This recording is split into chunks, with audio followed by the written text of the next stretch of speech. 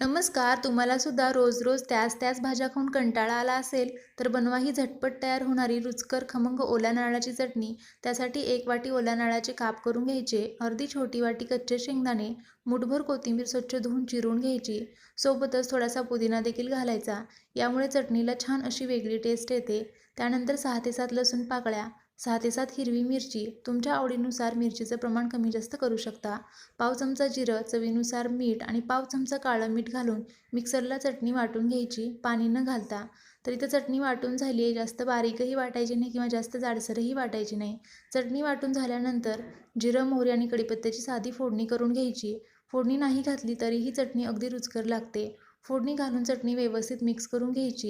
ही जी चटणी आहे तुम्ही चपाती, भाकरी किंवा तोंडी लावण्यासाठी खाऊ शकता. अगदी खमंग रुचकर लागते. एकदा बनवून बघा. आणि व्हिडिओ आवडला असेल तर लाईक करा, शेअर करा आणि सबस्क्राईब करा. Thank you.